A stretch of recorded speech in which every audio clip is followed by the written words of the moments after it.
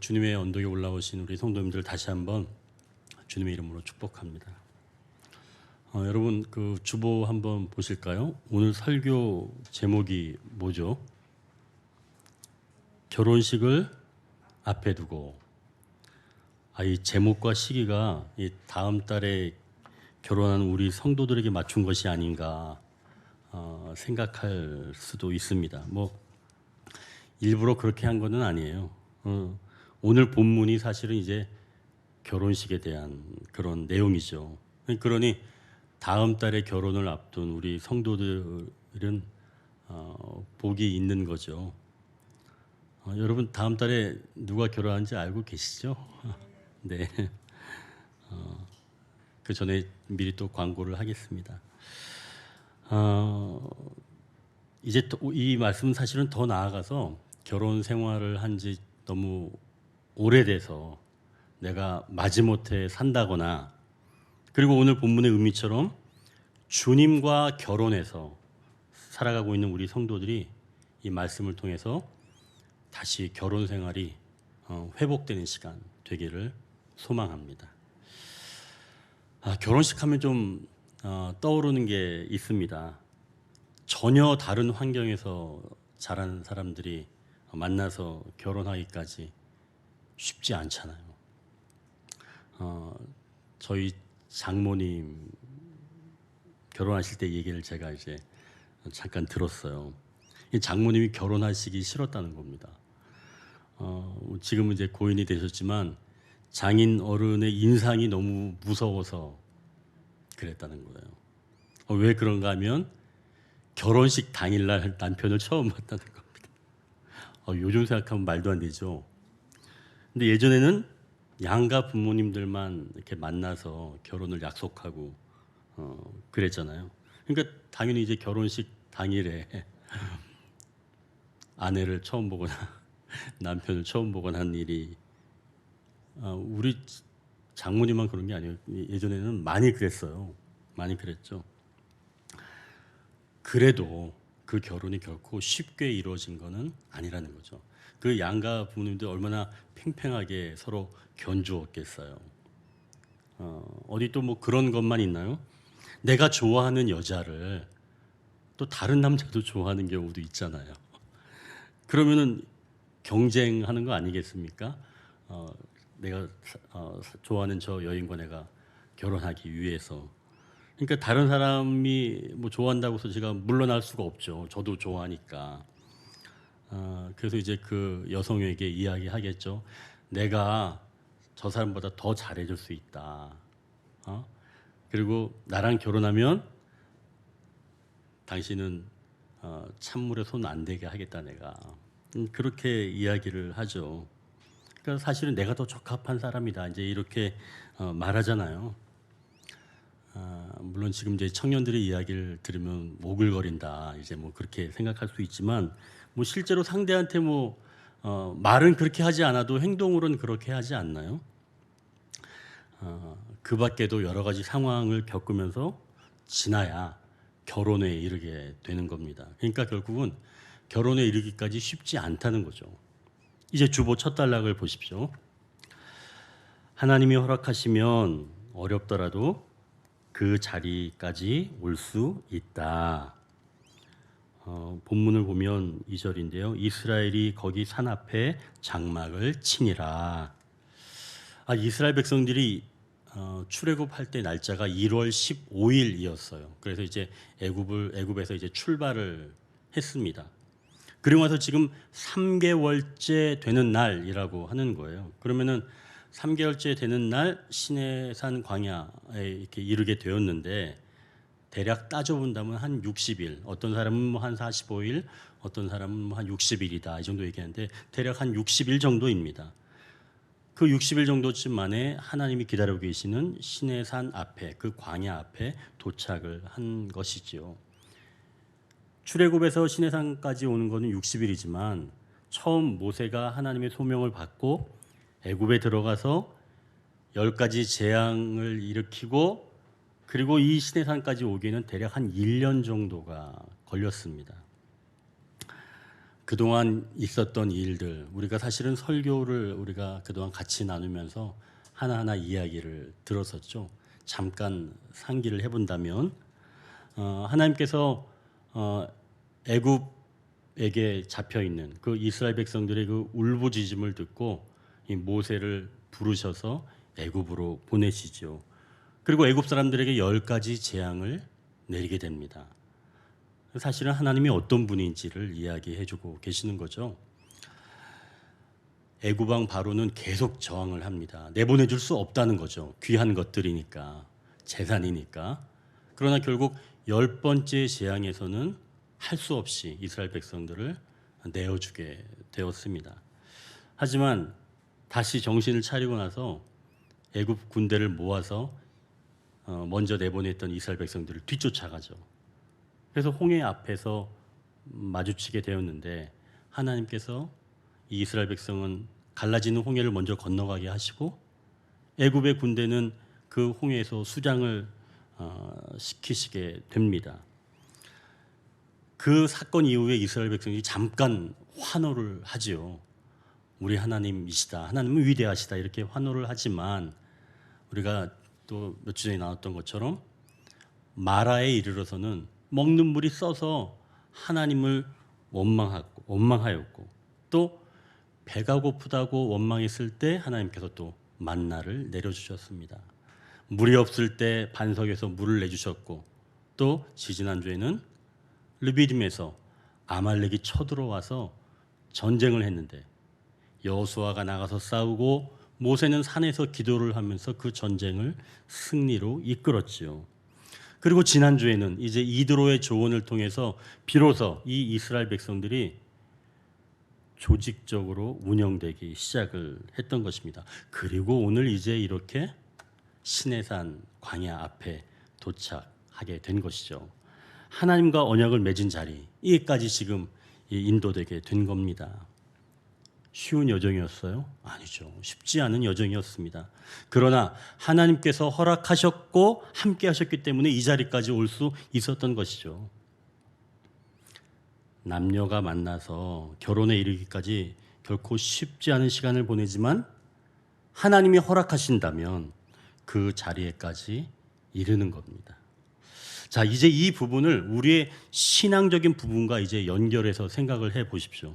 우리가 주님을 믿고 살아가게 된 것, 주님의 영적인 신부로서 살게 된 것, 이것도 결코 쉽지 않은 그런 과정을 겪고 지금 이 자리에, 여러분이 지금 앉아있는 이 자리에 이르게 된 것입니다. 그럼 이제 질문이 생길 수 있어요. 그런데 목사님, 저는 주님의 영적인 신부가 된 건가요? 저는 아직 잘 모르겠어요. 이런 마음이 든다면 여러분 그건 좋은 질문이에요. 그럼 이제 이걸 생각해 보십시오. 내가 정말 좋아하는 사람, 정말 좋아하는 사람을 생각해 보고 그 정말 좋아하는 사람을 자주 만나고 싶어요? 아니면 내가 심심해지면 보고 싶어요? 어때요? 정말 좋아하는 사람. 자기가 심심하다고 만나자고 하는 사람은 그 사람을 정말 좋아하는 사람이 아니죠. 좋아하는 사람은 어때요? 계속 보고 싶은 거죠. 물론 이제 같이 오래 살다 보면 보고 싶지 않을 때도 있을 수 있습니다. 그냥 보니까 보게 되는 거죠. 보고 싶어서 보는 것이 아닌 경우도 있다는 거예요. 근데 그런 건 문제가 아닙니다. 같이 살다 보면 때로는 의무감처럼 살게 되는 때도 분명히 있습니다. 그런데 내가 아내로서, 남편으로서 그런 의무에서 멀어진 나를 발견할 때 상대에 대한 미안한 마음이 들면 그건 사랑하는 관계가 맞다는 거죠. 이것을 신앙적인 것으로 생각해 볼 때도 그렇습니다.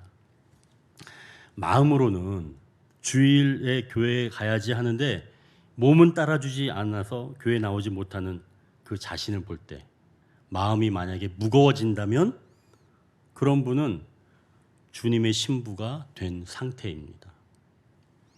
주님이 오셨다고 하는 그 증거는 우리의 양심이 살아있는 것으로 알 수가 있는 것이죠. 그러니까 주님을 알기 이전에는 일요일에 들로 산으로 갑니다. 그때 무슨 죄책감 같은 게 드나요? 죄책감은 안 들죠.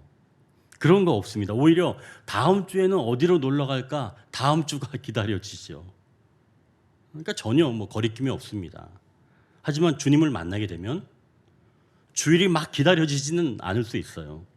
하지만 여러 가지 이유로 이렇게 예배를 드리지 못하면 이 뭔가 좀 찜찜하고 또 좀 더 지나면 죄송하고 허전한 마음이 들게 됩니다.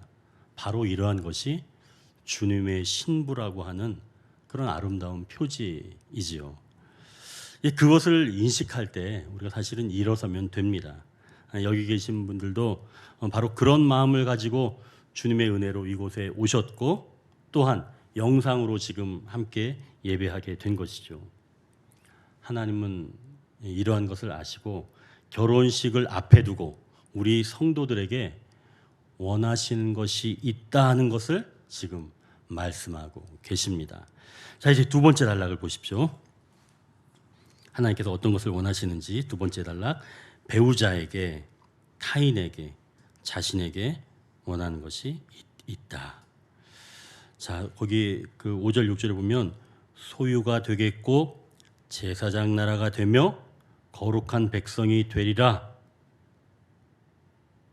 이 결혼식을 앞둔 사람은 상대에게 원하는 것이 있습니다. 나에게는 어떤 배우자가 되면 좋겠고 또 타인에게는 어떻게 행동하면 좋겠으며 그리고 스스로는 어떻게 생각하면 좋겠다라고 하는 그런 것이 있다는 거죠. 하나님도 이스라엘 백성과 언약을 맺고 어떻게 살아가면 좋겠다라고 원하는 것이 지금 세 가지가 있다는 겁니다. 이제 그 세 가지가 무엇인지 우리가 함께 나누기를 원합니다. 자, 첫 번째로 하나님은 이스라엘 백성들이 하나님의 소유가 되기를 원하셨습니다. 여기서 이 소유란 사적인 재산을 이야기하는 거죠. 누구에게도 빼앗기고 싶지 않은 가슴에 간직하는 그런 소중한 재산 말입니다. 이스라엘 백성들이 하나님에게 그런 소유가 되는 것을 원하셨다는 것입니다. 그럼 성도님들에게 제가 하나만 물어볼게요. 하나님께서 지금 이스라엘 백성들을 소중하게 생각하지 않으시는가요? 아니죠. 너무나 소중하게 생각하고 계시죠. 지금 이 결혼식이 있기 전까지 하나님께서 이스라엘 백성들을 어떻게 이곳까지 인도하셨는지 우리가 계속 봐왔잖아요. 하나님께서 이스라엘 백성을 귀하게 여기지 않으셨으면 이 자리까지 못 온 거죠. 결혼식에 있는 자리까지. 그럼 왜 소유가 되는 것을 원하신다고 하셨나요? 아니, 지금 분명히 소유인데 왜 또 소유가 되길 원한다고 하시는가 말이죠. 그건 하나님도 이스라엘 백성에게 소유가 되기를 원하신다는 거죠. 즉 하나님도 이스라엘 백성들이 하나님 자신을 소중하게 여기기를 바라신다는 겁니다. 이스라엘 백성들의 가슴속 가장 귀한 곳에 머물기를 원하시는 그 하나님의 바람이 담겨 있다는 것이죠. 그래서 5절을 보십시오. 너희가 내 말을 잘 듣고 내 언약을 지키면, 그러니까 내가 소중하게 생각하는 사람의 이야기는 잘 듣게 됩니다. 무시하지 않는 거죠. 언덕의 성도 여러분, 주님을 소중하게 여기시기를 부탁드립니다. 가장 깊은 곳에 그 가슴 속에 주님을 모시기를 원합니다. 하나님께서 우리를 소중하게 여기시는데 당연히 우리도 그래야죠. 내가 하나님을 소중하게 여긴다면 우리 하나님도 우리를 더욱 소중하게 여기시는 줄 믿으십시오. 그렇게 소중하게 여기는 아름다운 관계가 될 때 하나님께서 원하시는 두 번째가 있습니다. 그게 곧 제사장 나라가 되는 것입니다. 여러분, 제사장이 뭔지 대충은 아시죠? 제사장은 하나님과 백성들을 연결해 주는 그런 역할을 하는 사람입니다. 백성들이 직접 하나님께 제사를 드릴 수가 없어요. 반드시 제사장을 통해서 제물, 그 동물들을 갖다 줘야 합니다. 그래야지만이 하나님께 용서를 받고 하나님께서 회복하게 하셨던 것이죠. 자, 그러면 여러분, 백성들은 그러면은 제사장들을 어떻게 생각할까요? 에이, 뭐 제사장은 뭐 중요하지 않아. 어차피 난 하나님께만 인정받고 하나님께 용서만 받으면 돼. 그러니까 뭐 제사장은 중요하지 않아. 백성들이 이렇게 생각했을까요? 아니겠죠. 그렇게 생각하지 않았겠죠. 오히려 제사장도 백성에게 존귀하게 여겨졌던 거죠. 근데 만약 제사장이 제사장답지 않게 행동한다면 백성들이 제사장을 귀하게 생각할까요? 그러니까 예를 들어서 제사장이 하나님을 소중하게 여기지 않고 또 그런 소중하게 여기지 않는 마음으로 제사에 임한다면 백성들도 제사장을 소중하게 여기지 않을 거라는 것이죠.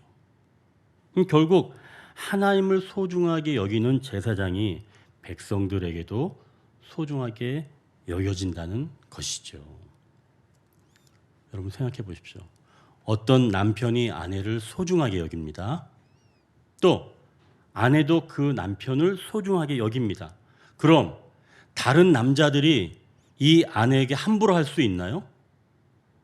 함부로 못하죠. 아내를 소중하게 여기는 남편이 옆에서 딱 지키고 있는데 다른 남자가 어떻게 그 아내한테 함부로 할 수 있겠어요? 큰일 나죠. 그렇게 하면. 근데 남편이 아내를 소중하게 생각하는데 만약 아내가 남편을 소중하게 여기지 않는다면 그리고 그 모습이 밖으로 너무 티가 나게 행동한다면 그때 다른 남자들이 이 아내에게 어떻게 대할까요? 그건 굳이 말하지 않겠습니다. 여러분 이걸 신앙적으로 생각해 보십시오. 하나님이 우리를 소중하게 여기시는데 만약 우리가 하나님을 소중하게 여기지 않는다면 타락한 천사들이 우리를 그냥 내버려 둘까요? 하나님과 나와 벌어진 그 틈으로 비집고 들어오게 됩니다.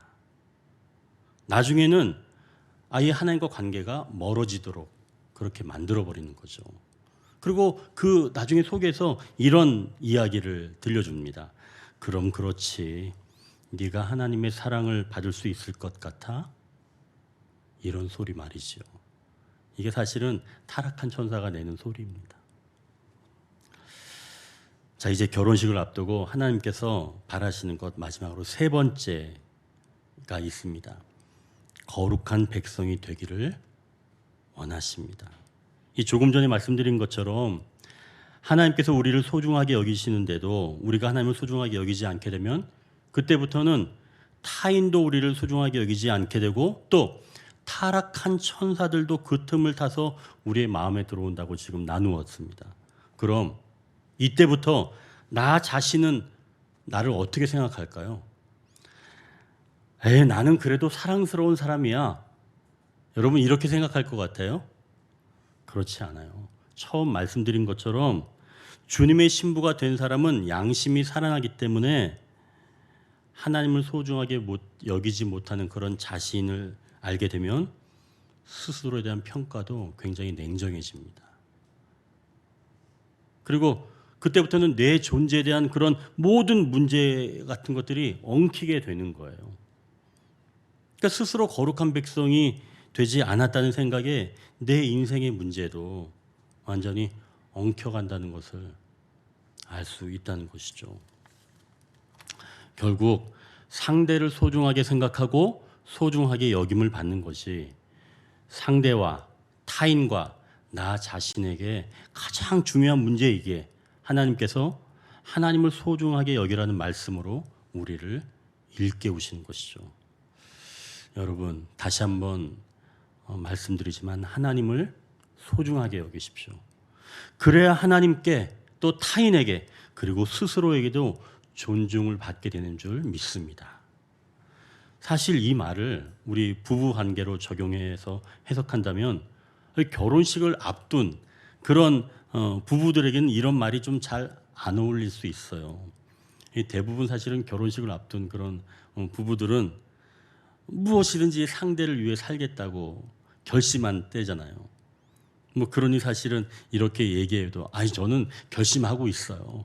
걱정하지 마세요. 뭐 이렇게 할 수 있죠.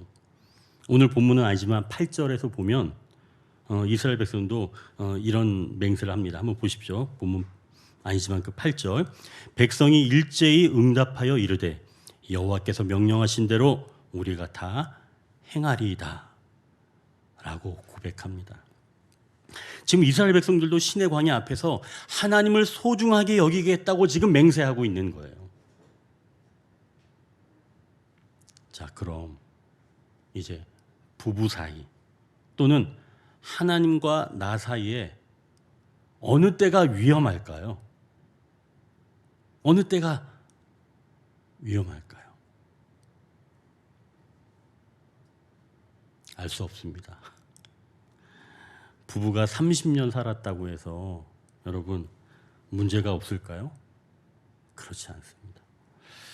지난 주간에 이제 제가 아내와 함께 아침밥을 먹는데 그날 이제 뜨거운 미역국 또 찬 동치미가 이제 있었습니다. 그래서 이제 제가 이제 뜨거운 미역국을 먼저 먹는데 이 앞에서 아내가 웃는 겁니다. 그러면서 이렇게 얘기하는 거예요. 뭘 먹어도 똑같은 소리가 나네요. 그러니까 뭘 먹어도 지금 호로록 소리가 난다는 얘기입니다. 아니, 전 사실 뭐 제가 심하게 낸 건 아니라고 생각은 하는데, 그러니까 사실 이건 뭐 그 소리가 듣기 싫다라고 하는 것을 좀 부드럽게 이야기한 거겠죠. 그래서 제가 이제 그 소리를 듣고 바로 옆에 있는 미역국 옆에 있는 동치미를 제가 먹어봤어요. 과연 차가운 거 먹을 때도 소리가 나는지. 그래서 먹어봤더니 진짜 제가 이 차가운 걸 먹는데도 소리를 내고 있더라고요. 물론 이제 막 크게 내진 않았지만 제가 느꼈죠. 내가 뜨거운 걸 먹을 때도 소리를 내지만 차가운 걸 먹을 때도 소리를 내는구나. 그걸 알게 됐습니다. 근데 그때 마음이 좀 언짢아지는 거예요. 그래서 제가 참지 않고 제가 한마디를 했습니다. 사랑 감정은 쉽게 변하는 겁니다. 제가 뼈를 때렸죠. 그러니까 제 나름대로 마음이 상했다 이겁니다. 여러분 30년을 살아도 이래요. 오래 살았다고 해서 위험한 요소가 없는 게 아닙니다. 부부 사이만 이런 게 아닙니다. 하나님과 우리의 관계도 이와 같습니다. 처음 신앙생활을 하겠다고 결심하거나 또는 큰 은혜를 받고 난 다음에는 난 평생 주님만 의지하면서 주님을 예배하며 살겠습니다 라고 결심을 합니다. 그런데 바쁜 일, 급한 일, 몸의 피곤함 이런 것들로 한 번, 두 번 예배를 건너뛰게 되고 또 예배를 드리더라도 불타는 주말을 보냈기에 몸이 피곤하면 이제 예배를 드릴 때도 기쁨이 없고 또 그런 상태로 예배를 드리고 나면 이제 조금씩 하나님과 나와 사이에 틈이 생기기 시작한다는 것이죠. 이때부터는 예배를 드려도 좀처럼 감동이 없게 됩니다. 그러니까 졸리기만 하죠.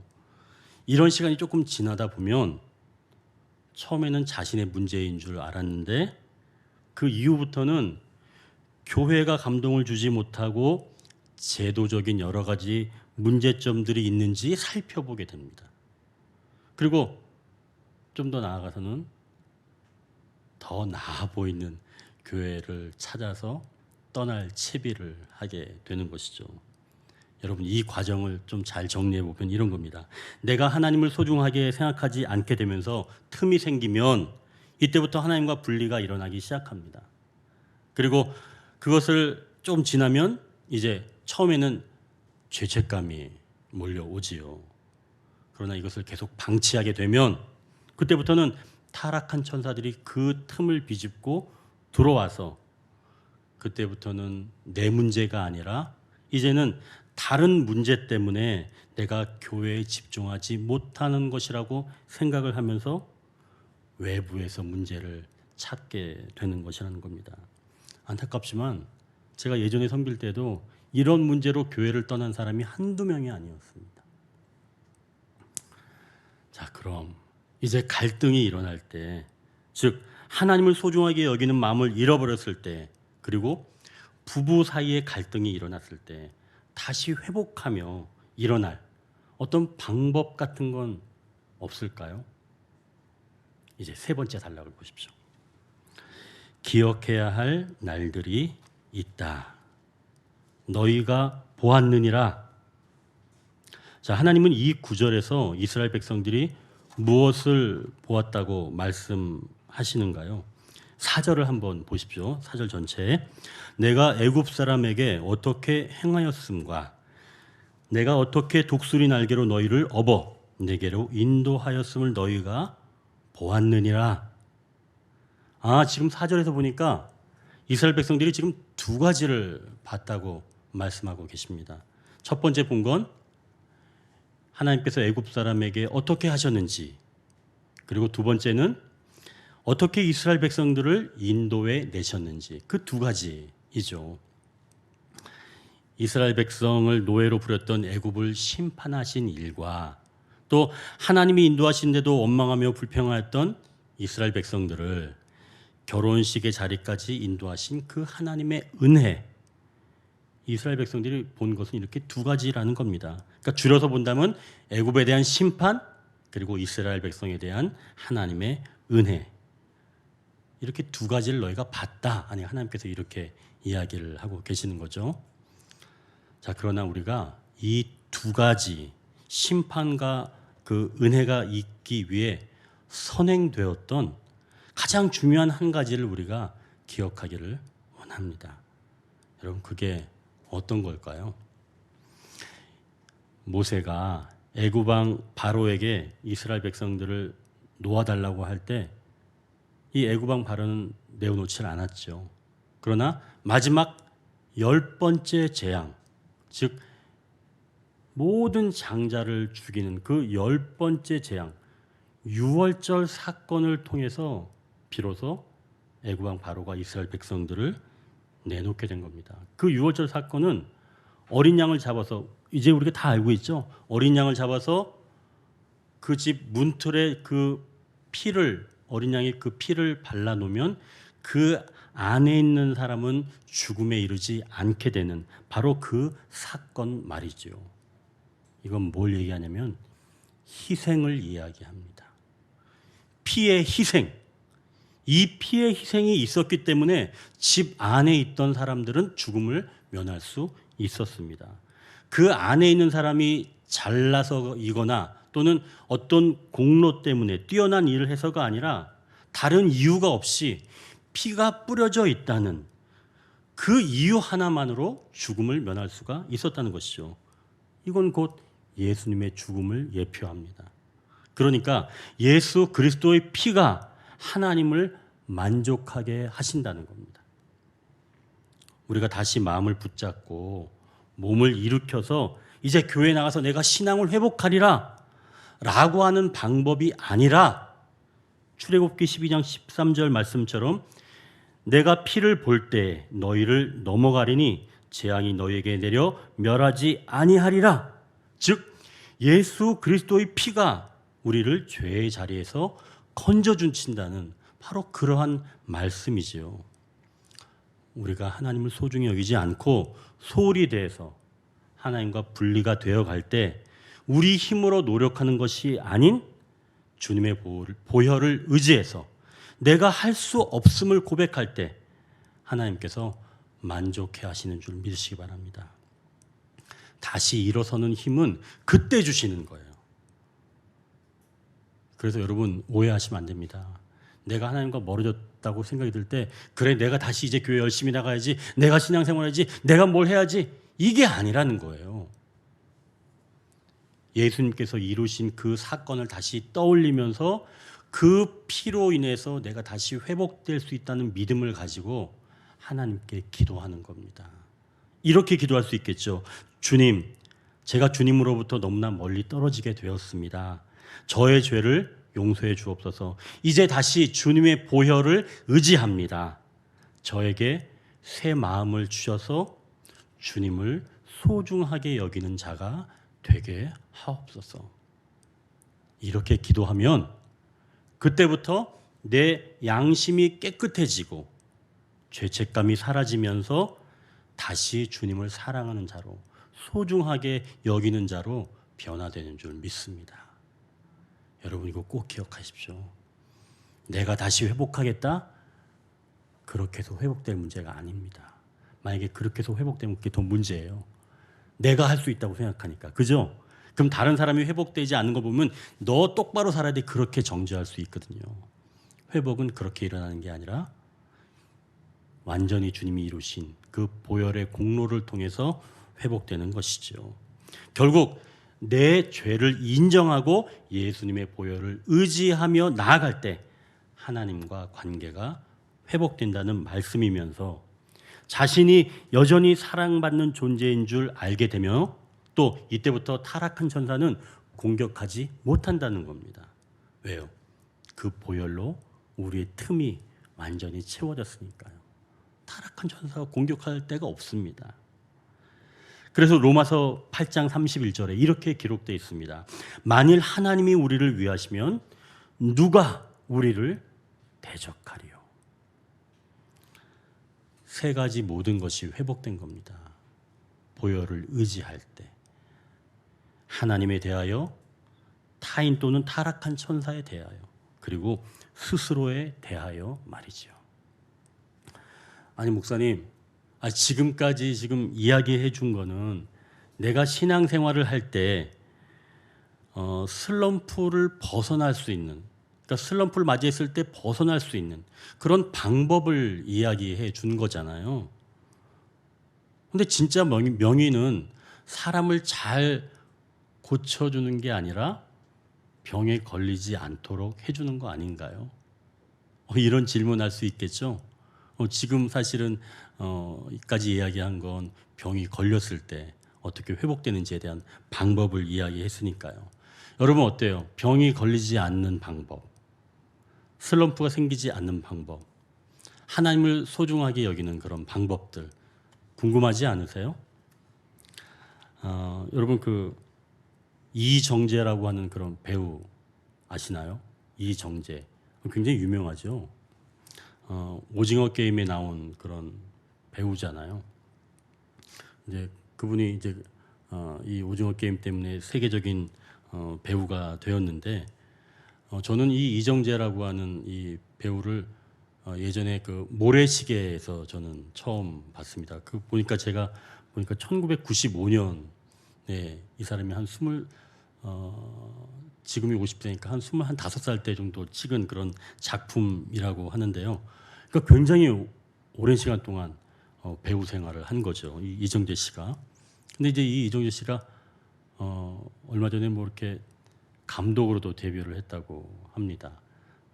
제가 이제 우리 성도님 중에 우리 준영군한테도 제가 이야기를 들었고 또 하영자매를 통해서 제가 이야기를 들었는데 그 지난주에 개봉한 영화가 헌트이죠. 네, 헌트. 근데 이게 아주 재밌다고 합니다. 이 이정재 씨가 감독한. 그리고 또 주연으로도 한 거죠. 근데 이제 이 영화가 개봉되기 전에 인터뷰한 내용을 제가 이제 들어봤어요. 14살짜리 이 아역 배우가 이정재 씨를 이렇게 인터뷰한 내용이에요. 이때 아역 배우가 이런 질문을 하는 겁니다. 20년이 훨씬 넘는 시간 동안 배우를 하셨는데 슬럼프는 없었나요? 그랬더니 이제 이정재 씨가 이렇게 말하는 겁니다. 슬럼프는 있었죠. 그런데 슬럼프는 내가 나 자신이 만든 거라고 생각해요.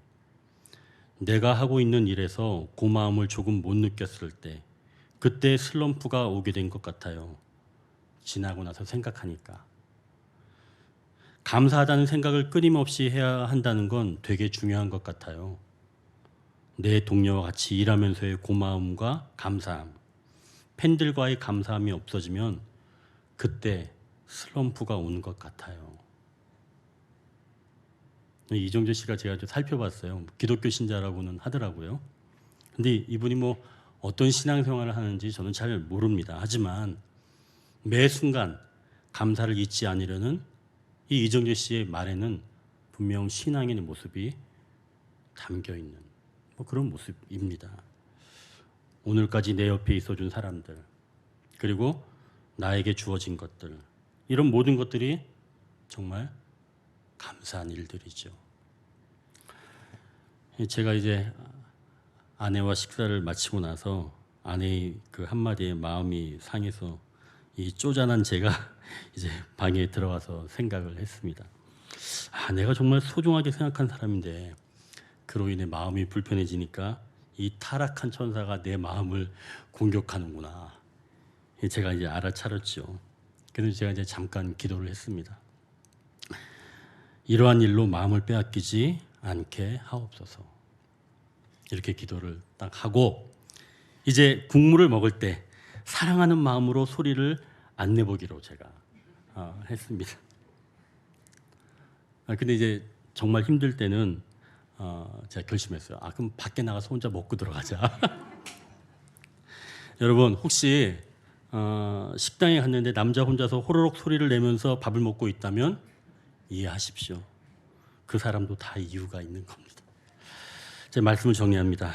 우리는 인간이다 보니까 살다 보면 소중한 분, 소중한 사람인데도 그것을 잊고 살아갑니다. 이때 기억하십시오. 하나님이 허락하셨기에 어렵지만 그 자리까지 올 수 있었습니다. 결혼을 통해 또 배우자에게, 타인에게, 자신에게 원하는 것이 있습니다. 바로 소중하게 여기는 것입니다.